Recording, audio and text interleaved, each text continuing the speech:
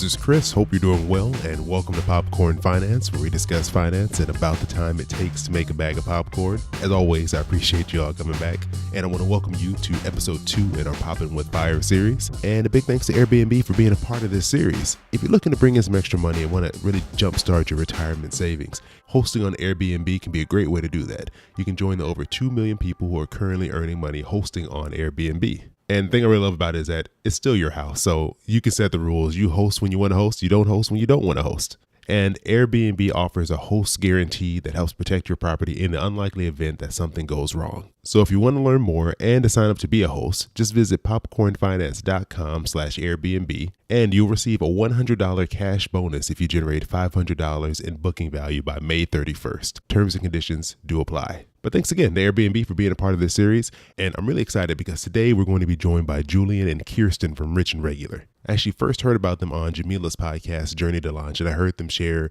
their story about, their pursuit of financial independence. So when I heard that, I knew I had to connect with them, and I had the opportunity to do that in Orlando, Florida at FinCon last year. For those of you who don't know, I probably talked about it a ton already on the show, but FinCon, it's a big conference for like finance bloggers and podcasters. We all get together, talk about money, have a good time.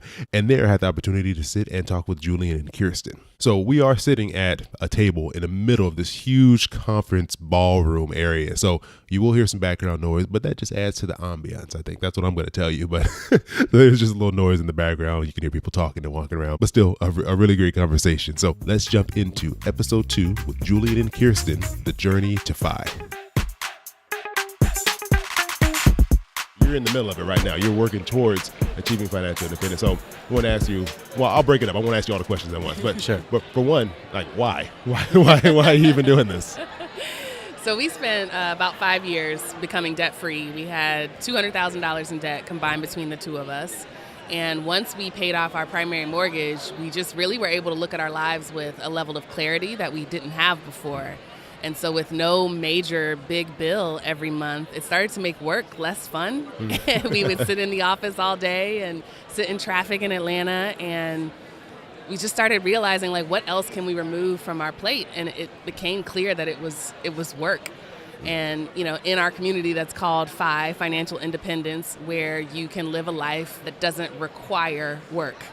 And so that became the new goal, is to save up enough money, continue to live like we had a bunch of debt, and just throw everything into index funds and other savings vehicles so that we could eventually retire. When did you decide to make this change? Like what was that point in your life? That's really interesting. I'd like to say it started before we even got engaged, but I think there was a really pivotal moment, really, a couple of days after we got engaged. We got engaged at Machu Picchu in Peru. And this just kind of speaks to how much of money nerds we are. When we flew back to Lima, we spent the very first day after we were back, like just obviously eating and drinking and celebrating, but literally planning out, all right, how do we just kind of like stay in this feeling forever? Now, obviously, every day is not going to feel like that, but it kind of goes back to this idea of being free. We love to travel. We love just really being away from work. Like we love and enjoy work, but we don't love it more than we love that feeling and ourselves and the kind of life that we wanted to live. And so, as she said, it was really about kind of removing the biggest obstacle that was separating us from living the life of our dreams. And so, it started a few days after we got engaged. We were literally financially planning, trying to hack even the way that we were planning the wedding and the whole thing. So, yeah. A lot of times when I hear people talk about the changes they want to make in their lives financially, it's because like they hate their jobs. From that's what I hear most. I mean, for me, at one point in time, I really hated work, and I was like, how do I not come back here ever again? So, but for you, were you enjoying work at the time, or was it more so you enjoyed the feeling that you have that freedom of not being at work and being able to be independent through other sources of income? At the time, I think we both enjoyed our jobs. But the thing about jobs is that they're fun until they're not. And so we knew that it couldn't be good forever. Julien's timeline ended before mine did. I still enjoy my job. Julien's got very stressful over the next few years. And that became another catalyst of, a reason why we don't need to gamble with a career keeping us happy forever. Like, it's better to just bet on yourself than to assume that these companies will always take care of you or always make you feel the way that you do at a given time. And I would add to that and say that I'd spent 20 years in my industry, and so I was very passionate about it. In fact, it's essentially part of my family. My family is from Jamaica. Tourism is a really important part of really the culture, and so a lot of that was passed down to me, and that really led to my career progression. So I was super passionate, and I'm still passionate about it. But again, I wouldn't say that I love it more than I love my family, more than I love these ideas that I have, and or travel and that sort of thing. And so after 20 years is a long time. That's a long time. You know what I mean? Yeah. And so, I'm 38 now. I mean, I've been in that industry essentially my entire life. I'm fine with walking away out with a 20-year career. We were smart and savvy in the way that we invested. And so, we were really kind of bucking conventional wisdom. If somebody said they had a 20-year career and they were 50 years old, nobody would bat an eye to them, saying that they were ready to retire. Well, for me, it just so happened that, I started really early, and after 20 years on the dot, just about, things got really frustrating, and we decided to pursue other ways to create income. Financial independence, like the definition, I think the bigger broad definition is you're not relying on like a regular job income, Correct. regular earnings income to survive and make Correct. Live your life. But I see people going about it many different ways. Some people, they just save so much money, they just don't ever have to go back to work. Other people, they just more so transitioning to something that they enjoy doing, and this gives them the freedom to do it, even though you're not making as much as you did maybe at your traditional job. So for you, what's your approach to FI, and what does that look like for you? Yeah, there's definitely a lot of paths. I think the first one that you described is the old school, traditional one. Old school. It's not even it's not an old movement, but I guess the founders of the FIRE community started with saving 25 years worth of income. So they would have these big accounts that had large balances, and they just draw down 4% every year. We took a little bit of a different path, only to shorten the timeline. So we have 2 rental properties that help offset some of our income. And so instead of having 25 years worth of savings, we only really need about 11 or 12, because we have these passive income streams that are coming in that we can subsidize how much we actually have to withdraw from the larger account once we do retire. And we're looking to create more, so we're not stopping there. We still have tons of ideas, and we feel pretty confident about our ability to create smaller passive streams of income. And so, the way I think about it is a lot of people aspire to have that big 6-figure job, and that's great. But what comes with that is oftentimes a lot of stress, a lot of really high expectations. And what we are essentially doing is say, well, instead of one big 6-figure job, create $10,000 gigs. You know what I mean? That kind of work on your behalf. You don't have to be the best at any of it, but if you're good enough to generate $10,000 with that little idea passively, hey, more power to you. And so that's kind of the way that we're essentially hacking income, by trying to create as many tiny bits of streams of income as possible. And so real estate is one, obviously our nest egg, and being able to draw from that is another, but we've got tons of ideas and things that we're trying to actually roll out under the guise of Rich and Regular. I love that, because with a job, even though, jobs are for the most part kind of secure, I guess you can call a job secure, it could go away. But you're almost like diversifying your income.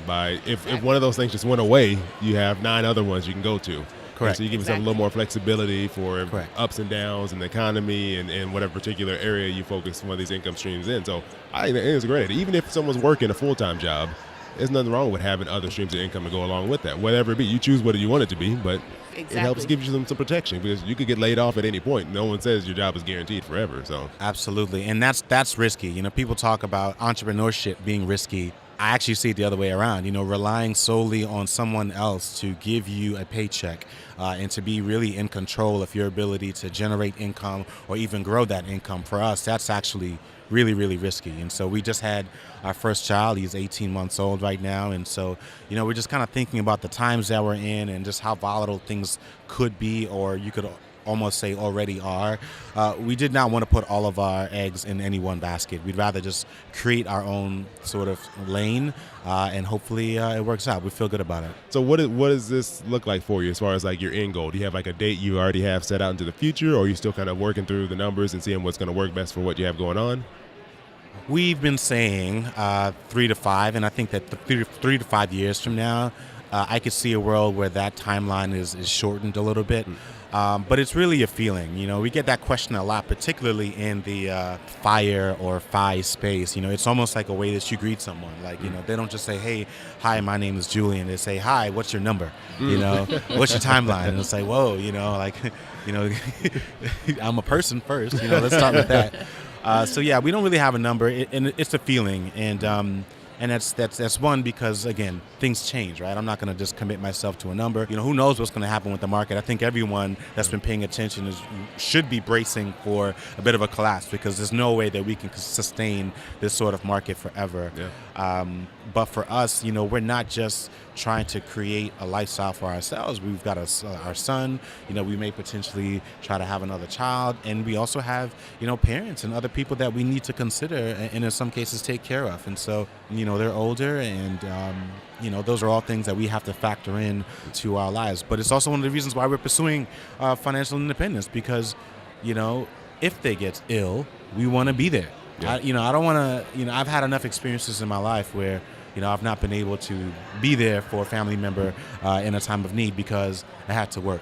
And so I want to be in greater control of my time so that we can attend to the things that matter the most to us. That's a good explanation, too, because it's complicated. It's not just I'm going to be done in 4,225 days. It's not that specific. Life is complicated, so you got to really think about all the things and kind of have a range, and you can kind of move it around depending on what's going on in life. You never know what's going to happen. So, Exactly. So, I really appreciate the two of you coming out here and, taking away your time from, I think lunch just ended, so I appreciate you sitting with me and talking. Sure. So if people want to know more about what you're doing, follow your journey, kind of root you on as you move towards financial independence, where's the best place to reach out to you?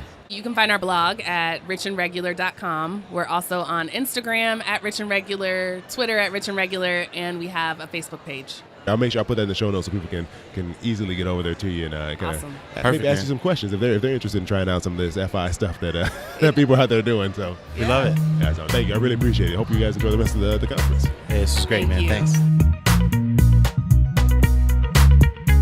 Thanks again to Airbnb for being a part of the Poppin' with Fire series.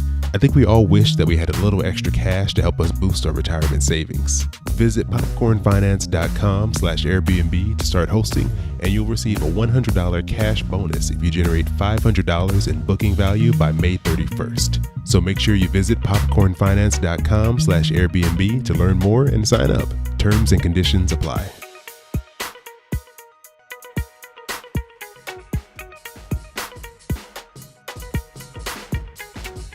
Thanks again to Julien and Kiersten from Rich and Regular for joining me. If you want to check out notes from today's episode or really notes from any of the episodes that are going to be in this series, just head on over to popcornfinance.com/fire or just go to the show notes. I'll have a link in there as well. Next week, I'm going to be joined by Jillian Johnsrud from Montana Money Adventures, and she's going to be talking about the why of FI, the why of financial independence. She's going to share a little bit about her story of how a really difficult situation when she was young kind of helped push her towards financial independence. So it's really powerful story. Really thankful that she was open and shared this with me. So make sure you come back next week on Monday, check out that episode, and you might get a little bonus popcorn recipe episode next week as well. So that's all I'm going to say. So you just make sure you're subscribed.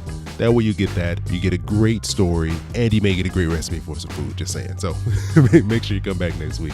Check out those episodes. But before we go, I want to keep my word and give a shout out to a listener who left an amazing review for me last week. This is from Savvy History Music. It's titled Friendly Vibes. This podcast nails a very underrated talent, the ability to be concise yet useful. Mostly, I enjoy how it can infuse a little humor into my day or into a money topic while also being deep at times. Ooh, I like that part.